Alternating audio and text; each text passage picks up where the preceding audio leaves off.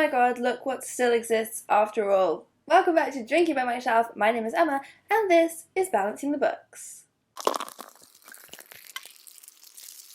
You may have noticed I missed a month of Balancing the Books, and that wasn't entirely on purpose. I kind of just missed the boat on filming it, but I actually think it has worked out pretty well because my reading really slowed down, and over the last 2 months I have read roughly the same number of books that I would usually read in a normal month, meaning I have enough to actually talk about now. So this healthy little stack is actually combined from April and May. I'm sorry about that, I will try and stay on track in future. So let's start right from the very beginning, casting my mind back to see if I can even remember what was going on at the beginning of April, which feels like a literal lifetime ago. Hi Hippo, you okay back there? Hippo's hiding behind the sofa, so if you hear some random noises, that's her. There's been quite a few motorbikes going past outside and she does not like that noise. So at the beginning of April I had 48 books on my TBR. This game, by the way, I haven't introduced it if you don't already know. I add up all the books that come onto my TBR each month, or in this case, over the course of 2 months.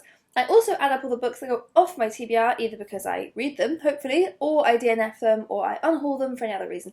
And I try and make those numbers balanced so that my TBR doesn't get out of control. So, at the beginning of April, my TBR was 48. The first thing that happened was I hauled a book.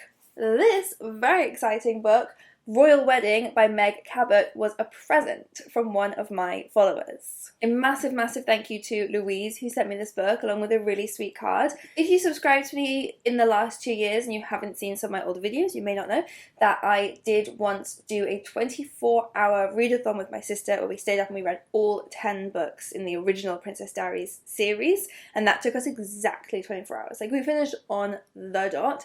It remains one of my favourite videos I've ever filmed because we had a lot of fun, but we were very sleep deprived, so no, I'm not doing it again.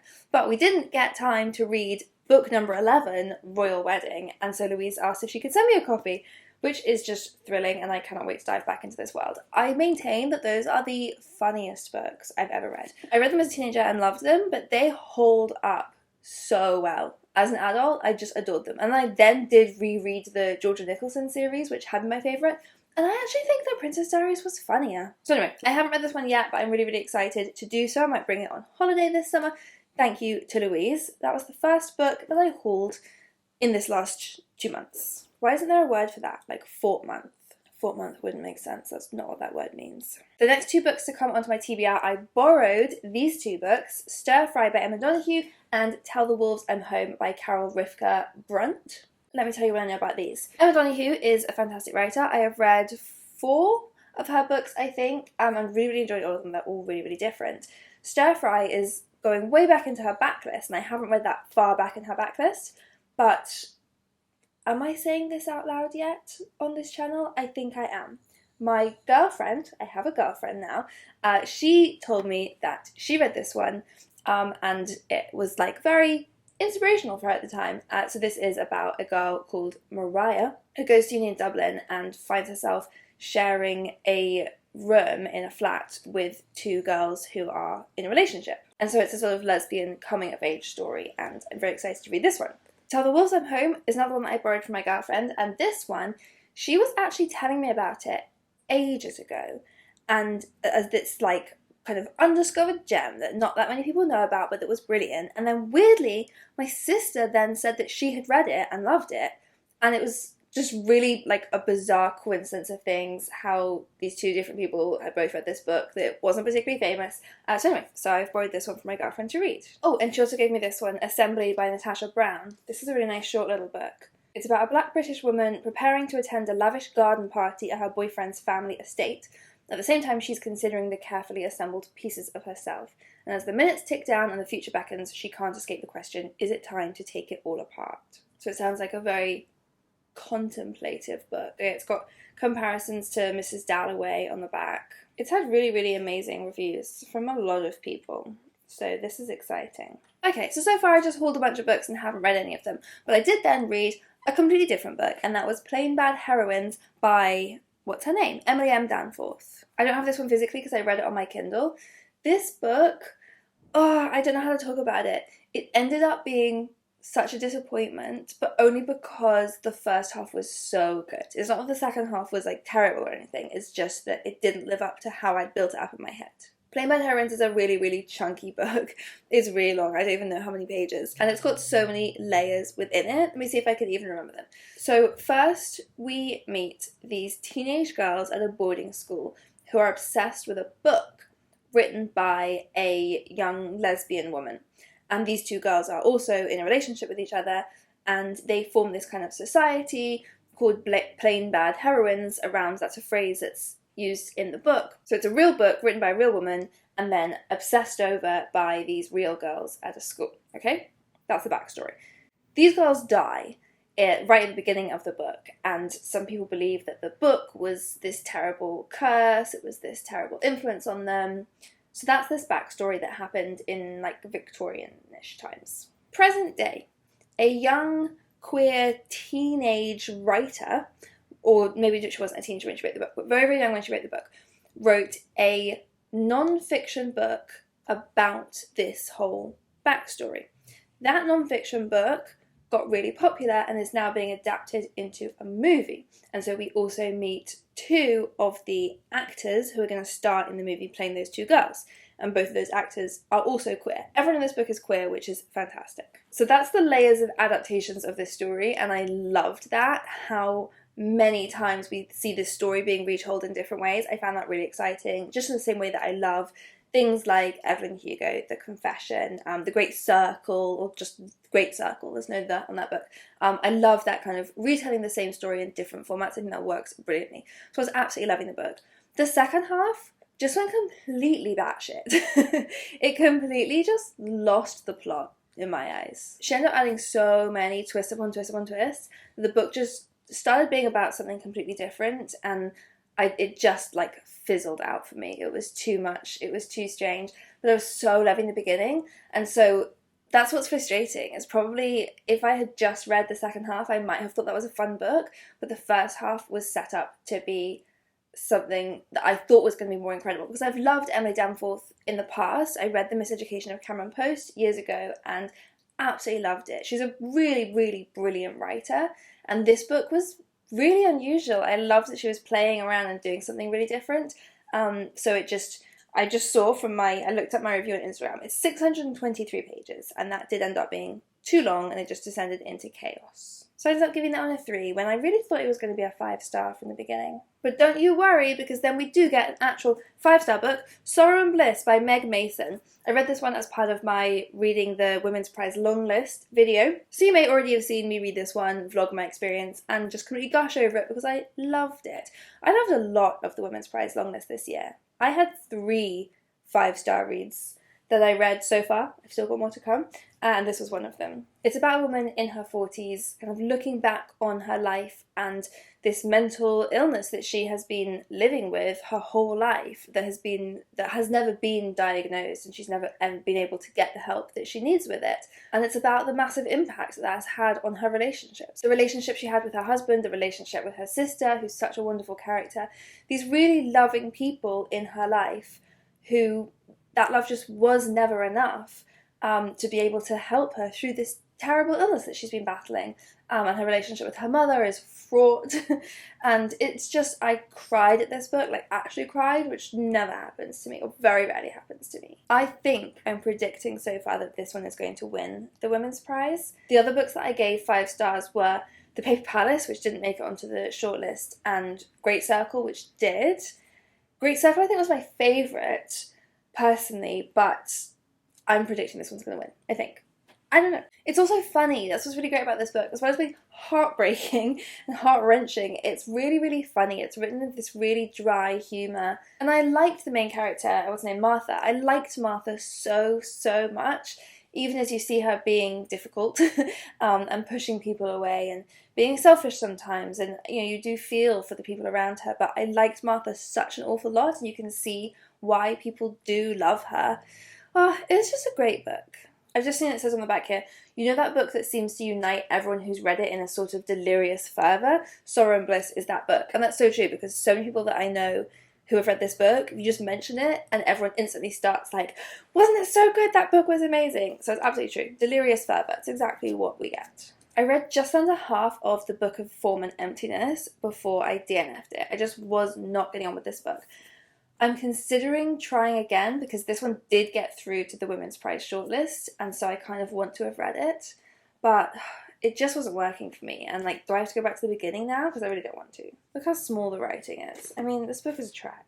I'm going to say that I haven't officially DNF'd it yet, so it's not coming off my TBR yet, and I will try and pick it up before the Women's Prize announcement. But if I don't, then I am DNFing this one and passing it on. Away with you, book. And the last of the Women's Prize books I read was The Island of Missing Trees by Elif Shafak, which again I absolutely loved. It was such a strong list this year. This is a book that is partly narrated by a fig tree, which was a real sticking point for me. I wasn't sure how I felt about that. Turned out, I felt good about it. It's a dual timeline book, so in present day we have a teenage girl called Ada who lives in London, and her parents, so her mother is dead, but her parents, she knows, had moved over from Cyprus.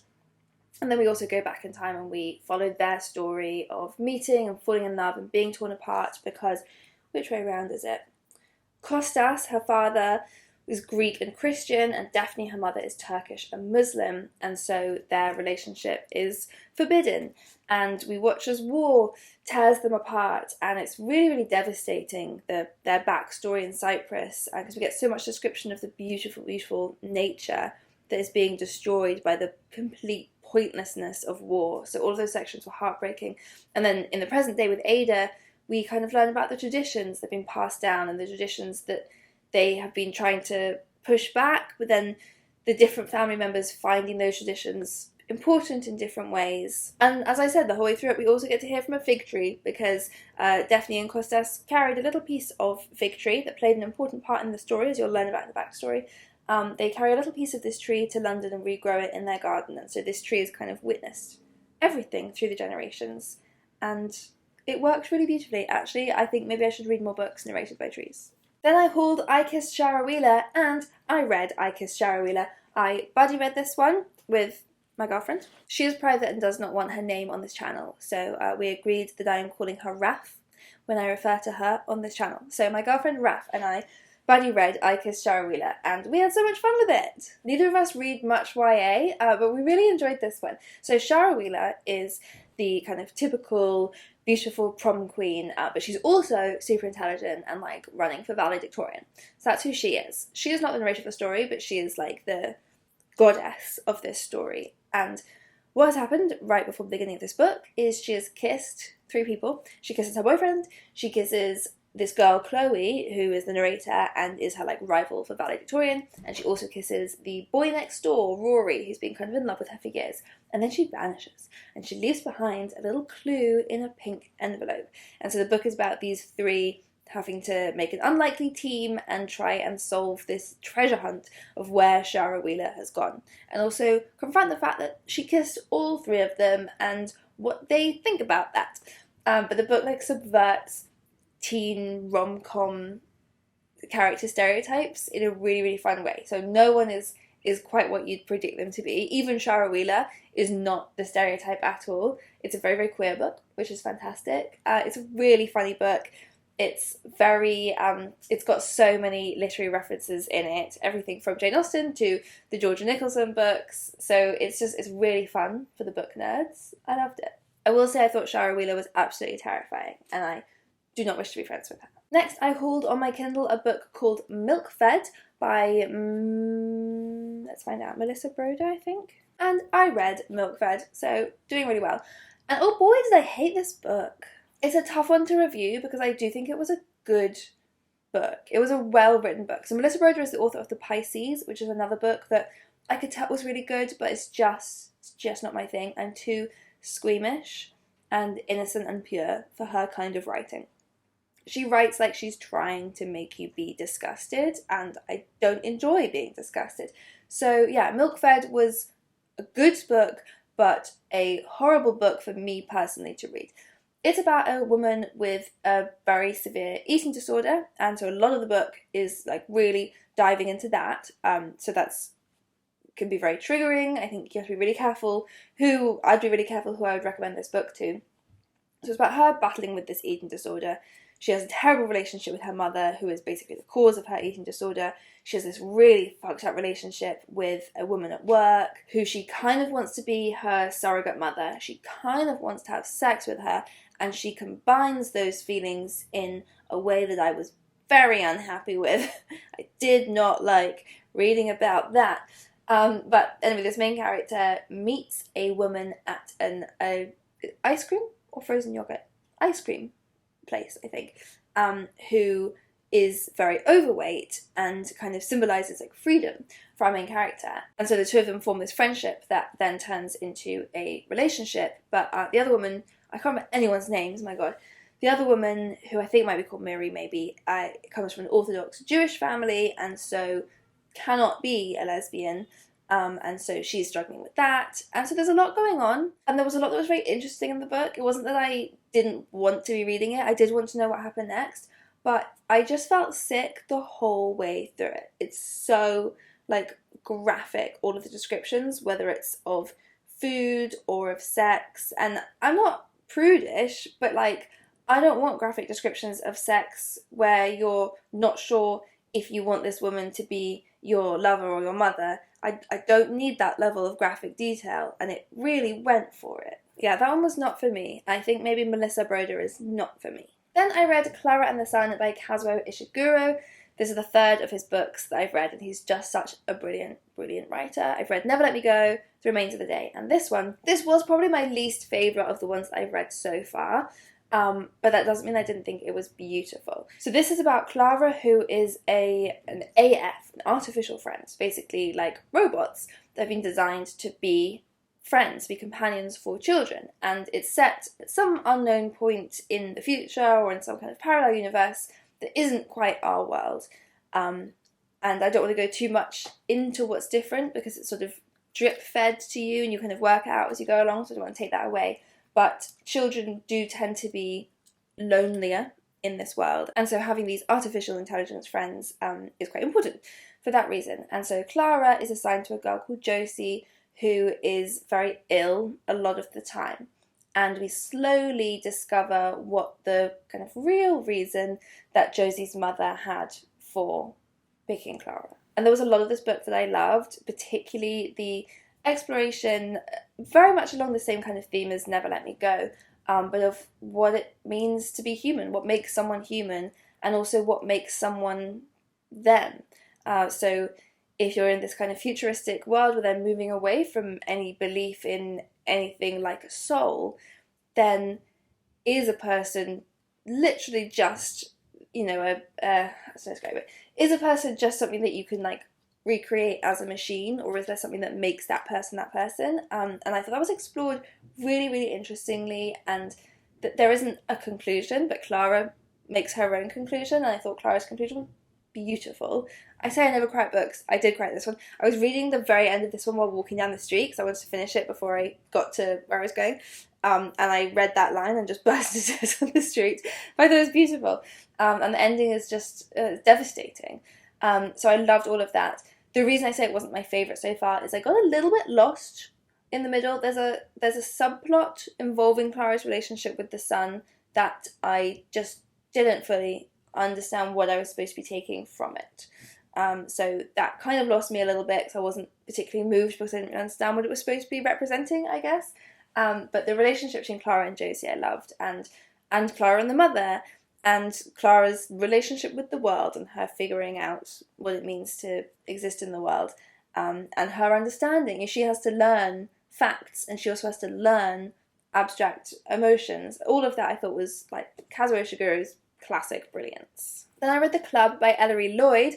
I vlogged this one for Book Break, my work channel, so I'll link to that and you can go and watch it. This was really, really fun. So Ellery Lloyd is actually a husband and wife team. They're two authors, and they previously co-wrote People Like Her, which was a thriller about an influencer, and I really enjoyed that one. It was really fun, and I loved this one just as much. I think they're really great page-turning books, both of them. So this is about an exclusive members club set on an island. But right from the beginning, we know that something is going to go terribly wrong on the opening weekend because we begin by reading this news story about this great tragedy that happened on this weekend. So it's a really fun world to be part of. Everyone on the island is a celebrity. This is the playground of the mega rich, and so seeing a bunch of pretty horrible people all destroy each other is quite fun. And there are a lot of twists. I kept trying to guess the twists. I kept getting them wrong. You can see all of that happen if you watch the vlog. Yeah, can't fault it really. This is exactly what I'm looking for when I pick up a page-turning thriller like this.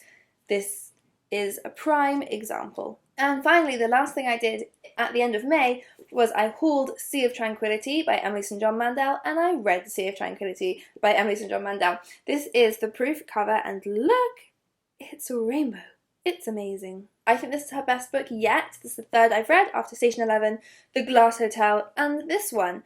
And this is my favourite so far. It's really fun if you have read the others because you do get Easter eggs. So in The Glass Hotel, there were some characters from Station 11 in it. In this one, there are some characters from The Glass Hotel in it. And also, Station 11 sort of exists in this novel. Like the book Station 11 exists in here, though it's called something different. And Emily St. John Mandel exists in here, but under a different name. She's called Olive Llewellyn, and she lives 200 years in the future and on the moon. I'm making this very confusing. Let's go back to the beginning. In the words of Maria von Trapp, let's start from the very beginning. A very good place to start. In 1912, a man called Edwin is going for a walk in a forest in the wilderness in Canada when suddenly he is kind of thrown into this weird interruption of time and space. He's simultaneously in the forest and also in this mysterious big building that he doesn't know what it would be, and he can hear like a whoosh, and he can also hear a violin playing. And then he's thrown back into the forest, absolutely shocked by his experience, and he meets a man called Gaspery Roberts, who is acting very strange and then disappears. So that's 1912. There's a 2020 section, which I think is going to confuse things if I mention it now, so I won't. Then there is a section in the 2200. A man is playing a violin in an airship terminal, and suddenly he finds himself like simultaneously there and in a forest. So we're kind of the reverse of earlier. Gaspery Roberts shows up. Then finally we jump forward another 100 years into the future, so we're in 2300 something, and we meet Gaspery Roberts, an ordinary man who is hired to investigate an anomaly in time. So the book is about time travel, and Gaspery Roberts is kind of at the centre, and then the other timelines that we visit, we kind of build forwards to them and then build backwards back again, if that makes sense. I think beyond there I just need to stop trying to explain this book. It's really complicated to explain, but it is not at all complicated to read. I found it very easy. It's short chapters, I read it super quickly. It is just one of my favourite things that I've read this year, so I cannot recommend it enough. I also can't seem to stop talking about it. There have been so many instances recently where someone will say something and I'll go, ooh, that's just like in Sea of Tranquility, and then I'm off talking about Sea of Tranquility again. I can't be stopped. It's just brilliant. So, all of that to say, throughout April and May, I hauled 7 books onto my TBR, and I took 8 books off my TBR, which means that my books are balanced. And in fact, better than balanced, I've actually reduced my TBR fucking finally. I'm going to try and keep up a lot better with balancing the books this month, so watch this space. And hopefully I'll also read a little bit more, so I'll have more to talk to you about. Let me know in the comments below what you've been reading, if you read any of these, if you agree with the delirious fervour of Sorrow and Bliss, if you agree this is the greatest time travel book you've ever discovered, if you've jumped on the hype for this one, I want to know everything. And of course subscribe to this channel because I might actually post videos more regularly, so you don't want to miss them. See you next time.